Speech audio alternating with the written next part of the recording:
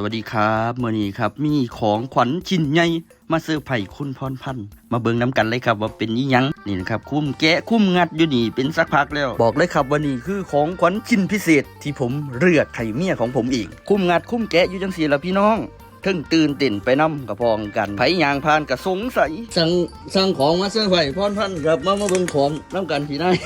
พี่นายเห็นแล้วก็เลยสงสัยมาแกะออกมาเป็นเก้าอี้ ของขวัญเมียข่อย โอ้ยหนอ